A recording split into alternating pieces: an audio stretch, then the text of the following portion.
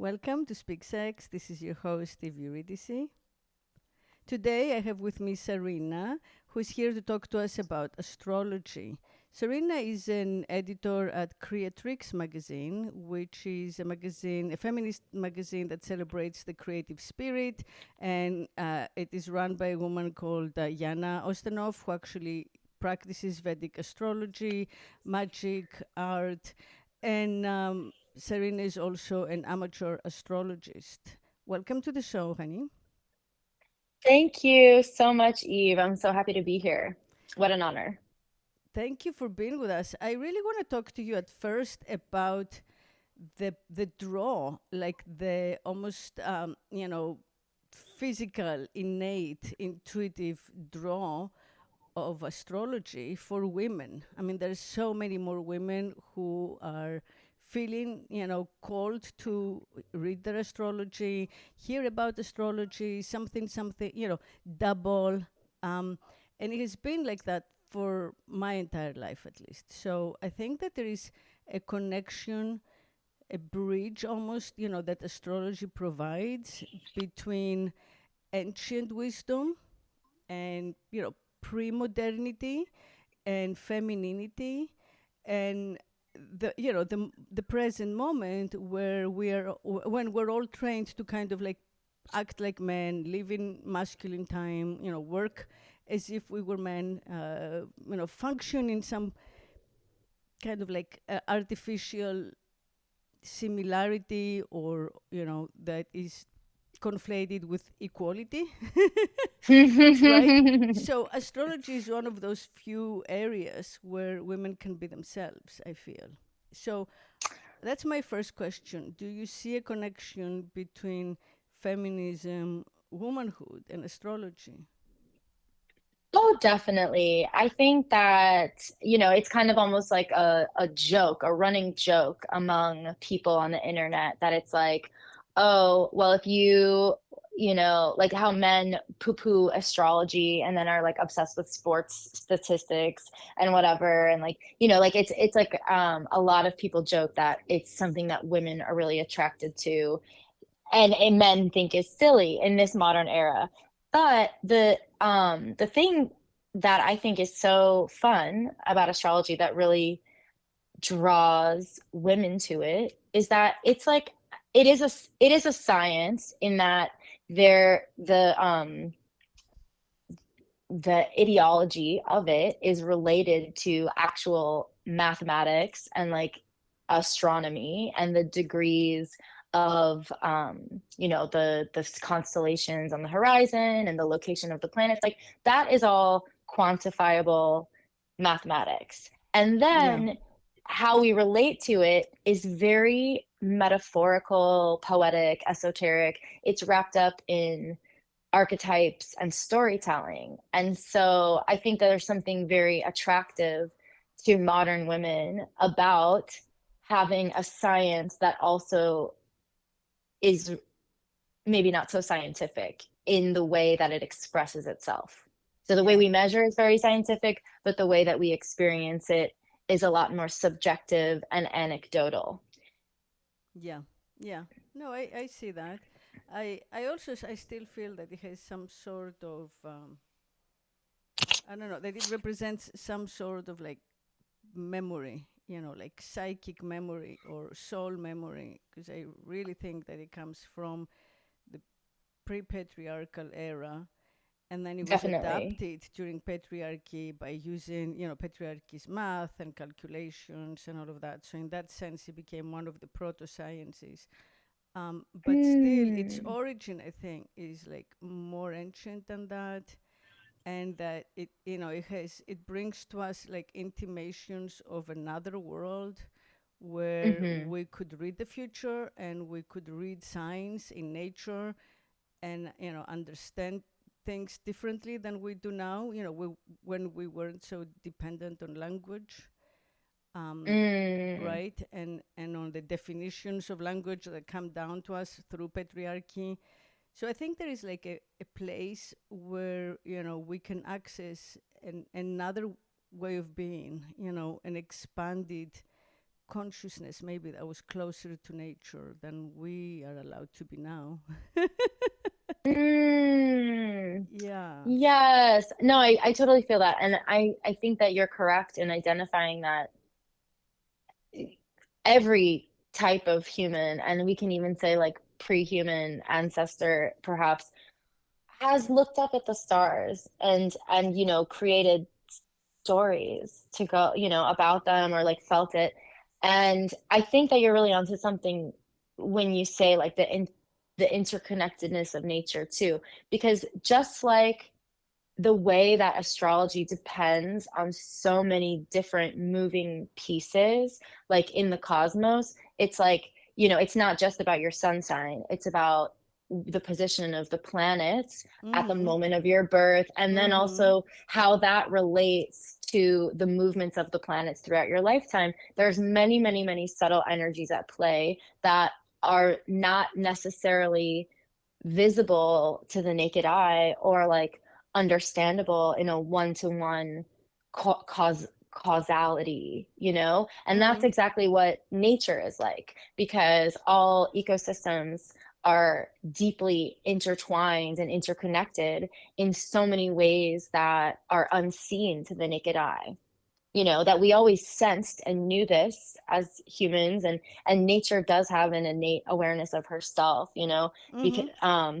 and we as humans being part of nature, Mm-hmm. before we like separated ourselves from the understanding of it, that's how it operates. And Right. Yeah. And bacteria, and that's mycelium, why, tiny like, little right. cells. Yeah. Yeah. And like our brothers and sisters who are animals can sense events coming way before we can with all of our like instruments, our scientific knowledge and our data, but they Hmm. still, like, during a natural disaster, or, they are much more prepared than we are. I just feel that all divination is, and all psychic phenomena, which I don't think astrology is a psychic phenomenon, but it is a form of divination. I think all of that Hmm. comes from that, ancient, like pre-patriarchal, pre-scientific past, and that's its value. And I think it's a great balance. Like when we live in a world that's so monopolized, it's a nice balance to have access to something like that.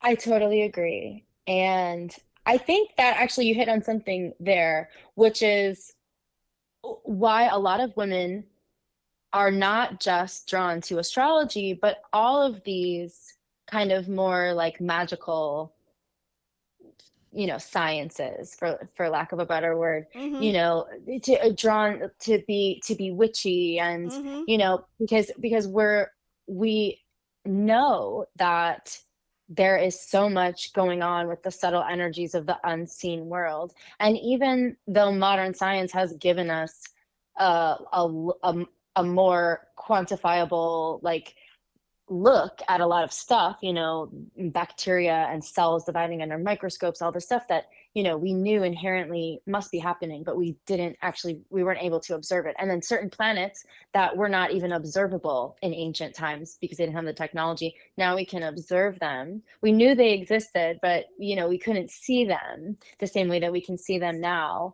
Um, People know that that's not all of it. It's not like science has shown us everything, because every time there's a new scientific advancement, we learn a new thing that we didn't know. Yeah. So yeah, I think, sorry, I got off a little off track there, but I think that in the the the sense, like the Western medicine, Western science, there's this kind of a feeling of like, we've figured it out, this is correct, this is what is the truth now. And um the inherent like ethnographic wisdom and like ancestral wisdom of like ethnobotanical wisdom, like ancient cosmologies, all of these like creationists and stuff have been robbed of, like, they've been taken away from people, and that's been happening for Well, you know they have been hundreds of years. devalued, and that's Yes. the important difference. They they actually have a greater potential, a greater capacity for help, for healing, for help, for humanity, because they are accessible to everyone. You don't have to get educated, you don't have to specialize, you don't need years of mentoring. It's something that if you have an affinity for it, you can people can pick it up and they can use it for themselves as they need it.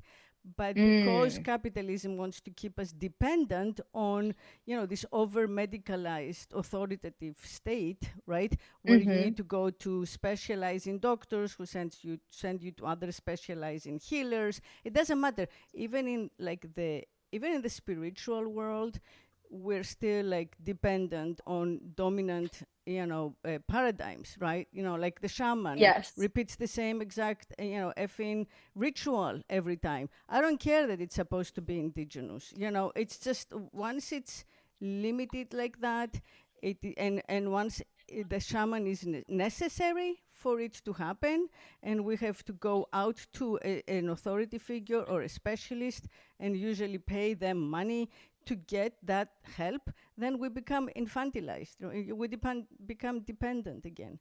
So I think that all the stuff we're talking about, we're talking about astrology, but yeah, you can include, tarot cards, and you can include all sorts, reading palms or reading auras, or, all sorts of divination tools. They all are, I think, empowering. They're self-empowerment methods that allow us to connect to something more, more freeing and more inclusive and more holistic than anything that we can get within the system, right? So, Yes. and again, speaking of astrology specifically, it's always, more exciting to study it as you have for yourself, and be a seeker, be like astro curious, than just, go to someone who you think is right or who is always going to be right because they were recommended by someone else, and then pay them a ton of money to give you your story, right? So that's again handing away your power. So what I want to talk about today is bringing astrology into your life as a personal practice, as a personal kind of like meditation tool, and as an alternative to how we handle life, and I'm going to take a moment and explain how I use it, if I may. I find that, I'm by character too fast, right? I'm very reactive. So when something happens, I want to immediately react to it, fix it, understand it. And if I don't, I feel like I should, otherwise I have failed, my extraordinary capacity, right? That I've been assured I have, right? Well, all of that's like behaving like the masculine, of course. It's like, I go into my mind and I think I can control the environment, or at least, the other person or whatever has happened to me, and understand it and, react appropriately. So astrology is one of the ways where I reject that and I go to look for other explanations.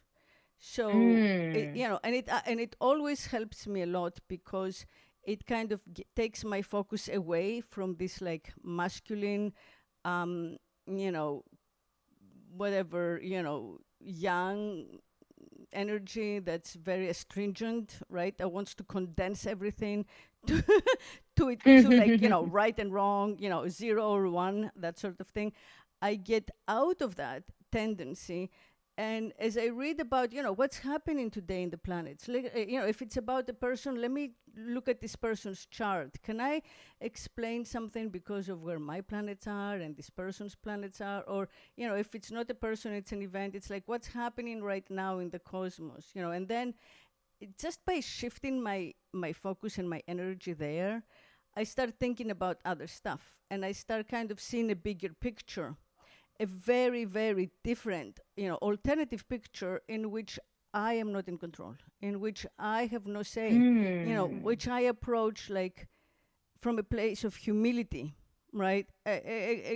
Extremely humble. once I get in that space, I allow the event or the person a lot more room to do their thing without it having an effect on me and without necessitating like a reaction or a response from me. So it's something that, serves me, how we say, like, don't avoid your first reaction or count to 10 or whatever. Like astrology is one of these ways that helps me, count to like 1,000. And the deeper I go into like the possibilities of what's going on and what's affecting what, the further I move from this learned tendency, to react like a dude.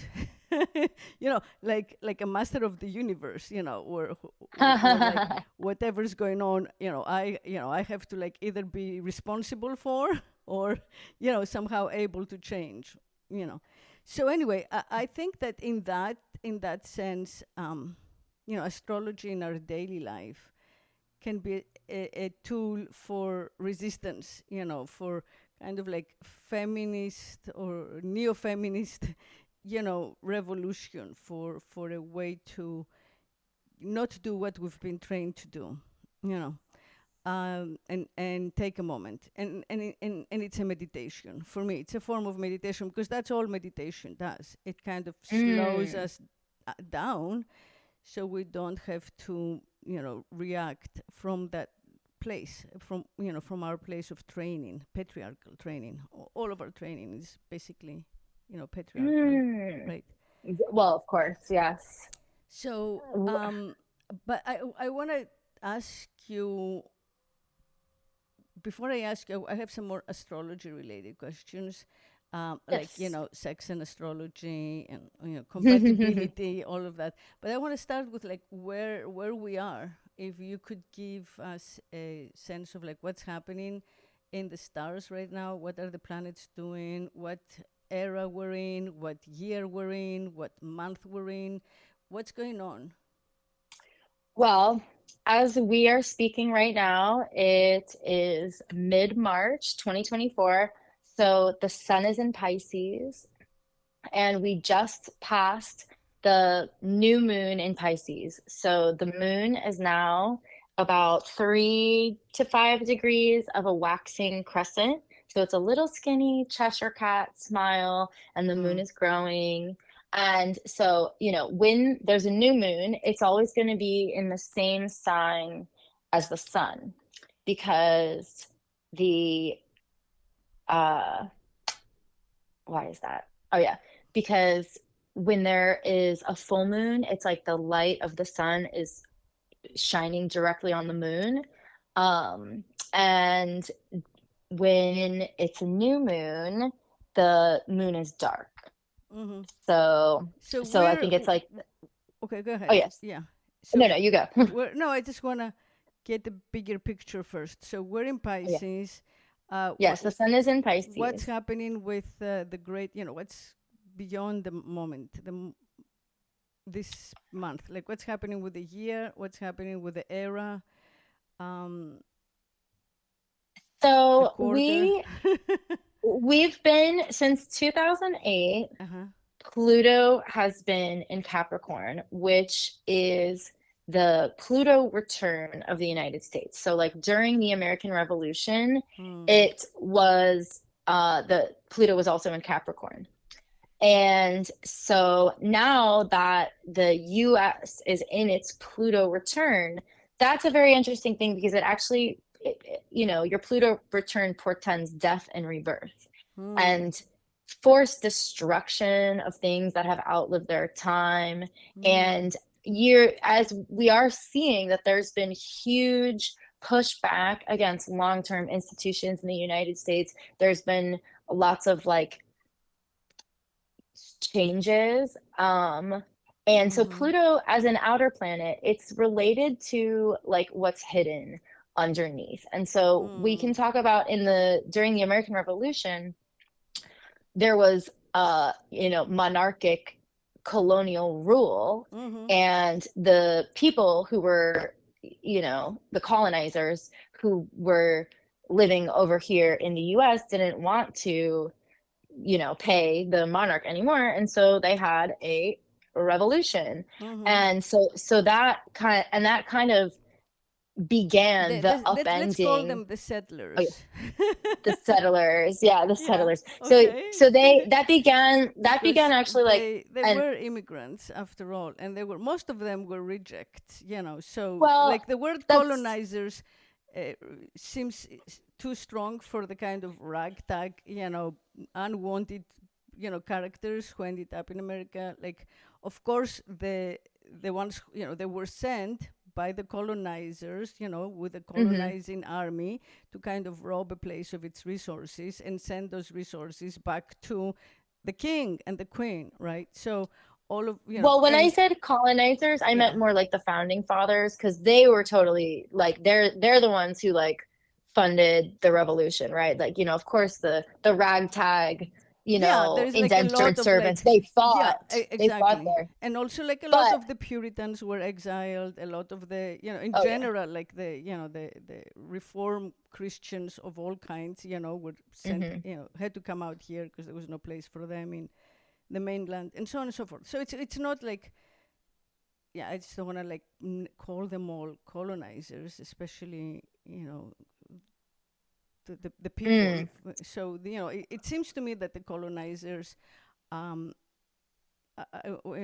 it serves as well to call the leaders of a people colonizers, if that's what Yes, they do. well, yes, that's who I was. That's who I was referring to. That's what I was referring. Are we all in this moment, like 300 million of us, imperialists? No, our our effing leaders are, but we don't. We don't want to be, right? Right. So, no, but Eve, that's what I meant. Like, who starts the war? Not me, not you. Exactly. Thomas Jefferson and Thomas Jefferson, definitely colonizer. Totally. So anyway, so last time Pluto returned. Well, that was the U.S.'s birth. Wow. Pluto was in Capricorn. The U.S. was born.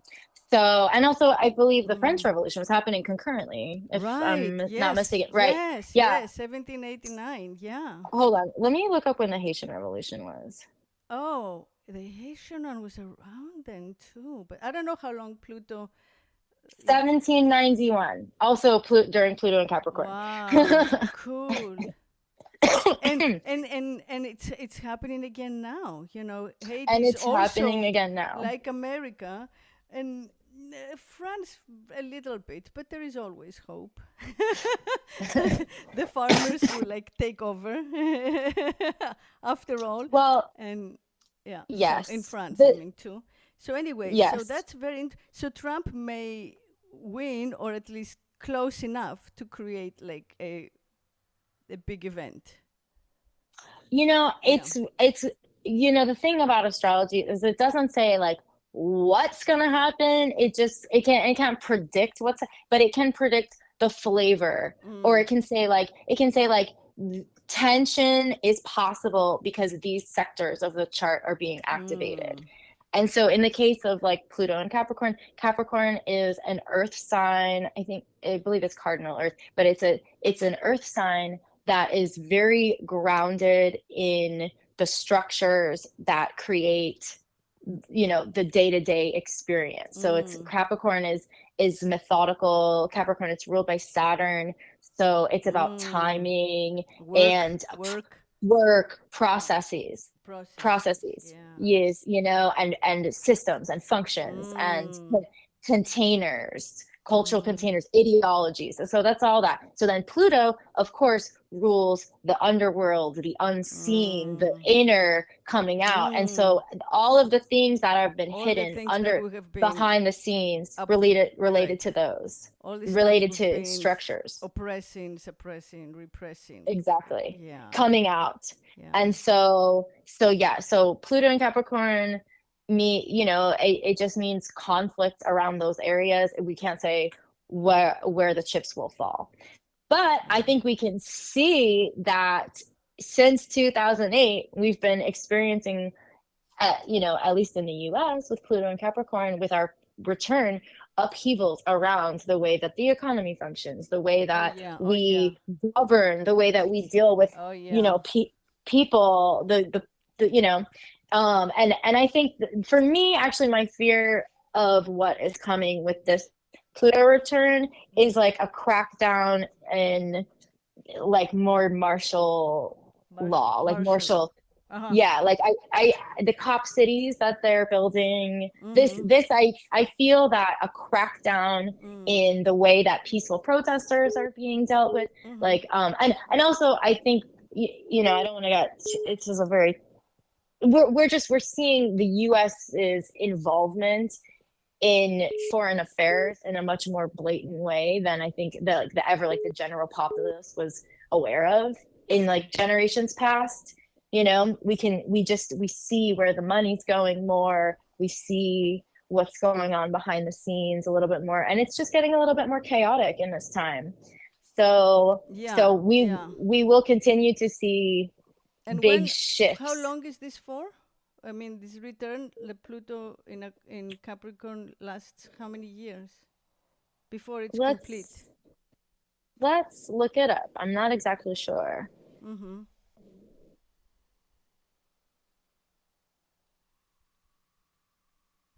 But we're also in the Aquarian age, right? We're also combination of Pluto and Capricorn, and now it is shifting into Pluto in Aquarius. And so actually that's very interesting that that AI and all this technology is coming, because Aquarius is related to more ethereal wisdom and like, you know, like alien downloads and like the completely non-concrete, as opposed to Capricorn, which is very grounded in the concrete and the material and systems functions. And Aquarius is more like quantum. And so it's interesting that we had this like quantum leap with the AI technology right as we're about to shift. And the age of Aquarius is actually like debated. That like some people say that it comes at the end, that we're shifting into it now at the end of the or will be at the end of the 21st century. And I think it was Rudolf Steiner said that it's not until like the year 3000. So I'm gonna look into that too. That's okay. We're just getting like an overview. Yeah. So we actually, I think, had like a number of planets, all of them in Aquarius, which is when Bitcoin went really high, and the FANG stocks, like Nvidia went up like 800% or whatever.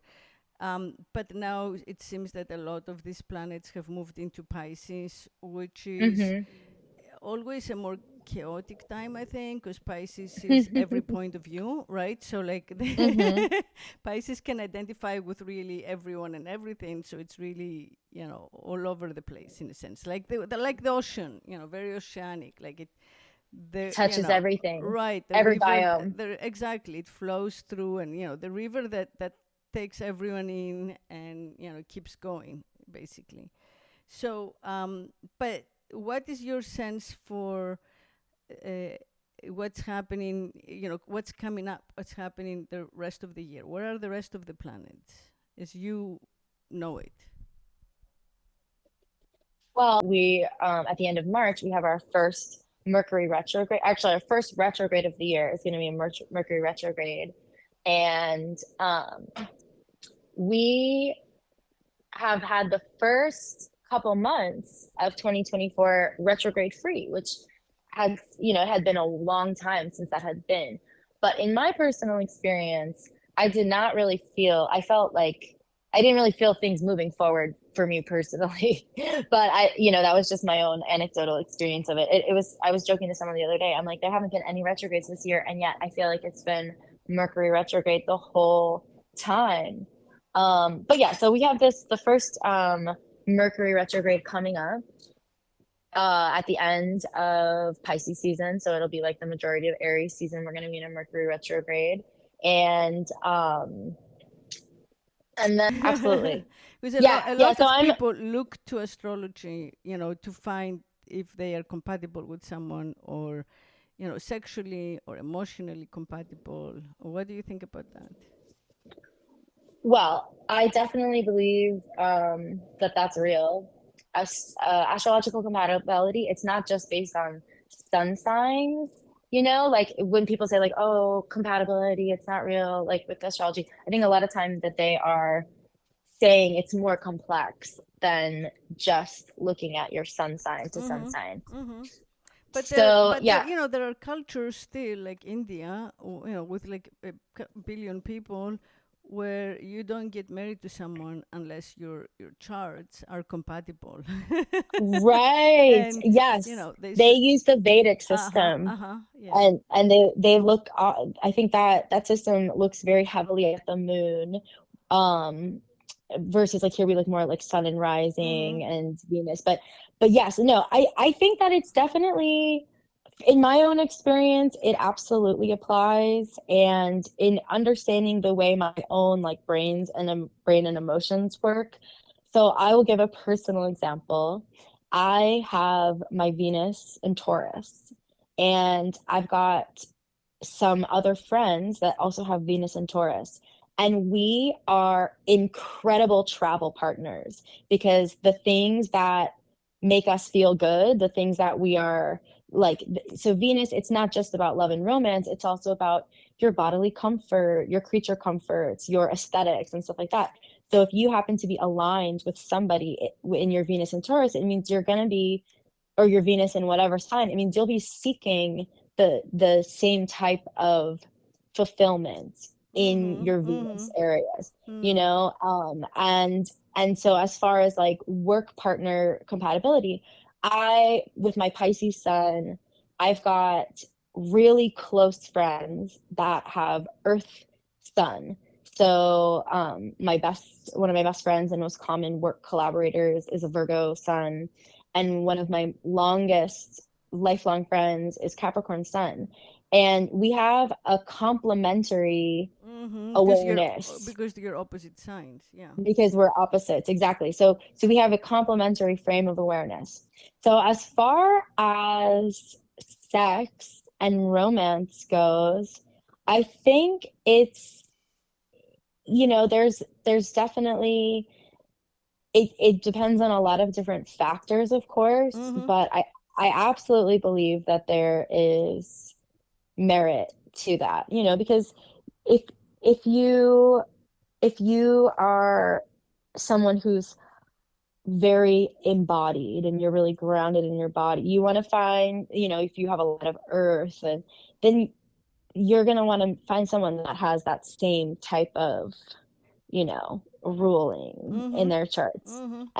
And also I think sometimes it, you know, it's like there's no like, there's no one to one. There's no like, oh, you have your Venus here, you have your Venus here, so you're going to be a match, because there's always other factors. Like as we discussed, it's not just the birth chart, which has many different factors that and many different things that inform each other, but it's also like in the progress charts, it's like what is happening in the stars at the time.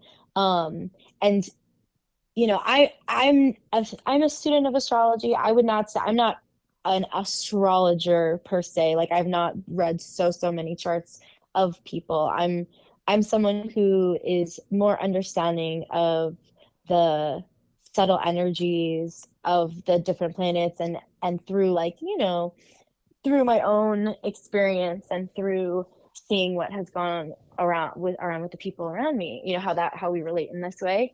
But there's so many different complexities. Like you can look at the degree of somebody's moon to your sun, and you know that says something. There's so many different ways. Yeah, you know, I have a pet theory. I'm gonna change the subject again, but Yeah. you know, I want to share it. I have a pet theory that the person's like astrological, you know, chart, or you know, or destiny, what we used to call like the destiny that's written in the stars, really cannot be completed unless you study the chart of their death as well. You know, so like Wow. why are we exclusively looking at the chart of the moment of birth and not also the chart at the moment of death, you know, because I think the combination of the two would make much better balance, you know, explaining like a life, you know, a person's life. um Absolutely. but I think there's like no money in it, because who's gonna pay? You know, like you're already dead. Right. Well, But that would be I'm very interesting for surprised that, yeah, historic figures. exactly. I think that that would make much more sense in, astrological study. And once you have enough kind of like data, you can then much more readily compare and come up with types. And I think it would be more, informative and more accurate. But anyway. Yes. I believe Jyotish, like Vedic astrology, I think that they do have methods for predicting death. And I think that there are certain astrological sciences that they can both predict, they believe that they can predict the death, or, actually I remember um there was something that was happening for me. It was like I was having a Chiron return or something, and Yana said to me, she was like, "There's going to be a big tragic event, probably. Like this is indicated in this your chart." My editor at Creatrix, Yana, Mhm. and my cat died. You know, in Wow. that time period, Yeah. and it was, and it was like I knew it was coming when she said that. I knew that it was going to be about that because she was very old and she was at the end of her life. Anyway, but I was able to.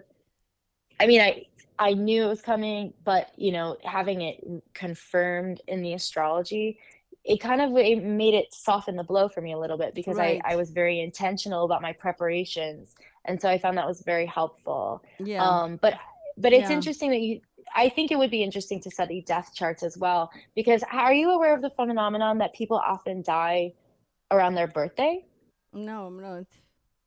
Hmm. That's in my life, Mm-hmm. that has happened with so many people. Hmm. So many people I know have died within 2 weeks of their birthday, Hmm. including like my grandmother, my brother. Like I've known a lot of people to do that. And Mm-hmm. I wonder, I wonder, it would in that case, there would be a lot of overlap with their Yeah. birth Yeah. chart and their death chart, Yeah. for Yeah. sure, at least the sun. And it would be interesting to see what else. Yeah. Well, It's a little poetic even, to oh be born yeah, and then to exactly. die, like Yeah. with the planets returning to the same place. Yeah, I would be interested in studying that, like complete, life charts that include the death chart. I just, I think that I would understand things much better with my limited reading of astrology. But anyway, yeah. Okay. Well, basically, I think that's, we're trying to bring, this is one of the inaugural episodes of the podcast. We're back. It's a new season. And I'm bringing the conversations, into the place of like celebration of nature, what's timeless. Time doesn't exist, and that's why we took a break and we're back. And it was like it was like a wink of an eye.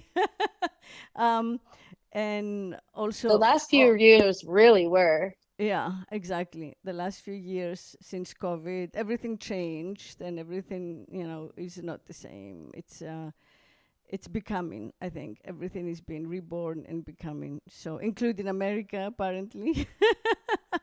Yeah, Time and will just tell. like I think also astrology, vibes with like that place of gratefulness, which is a nice place to kind of return to. So it allows for that as you have the sense of belonging in a much greater universe, in a cosmos that's not egocentric or anthropocentric, right? So, but thank you for joining us today, and thank you for this conversation about the stars and what's written in them. And Yay. thank you, everybody out there, for listening. And until next week, keep speaking sex and stars and nature and love. Be still, my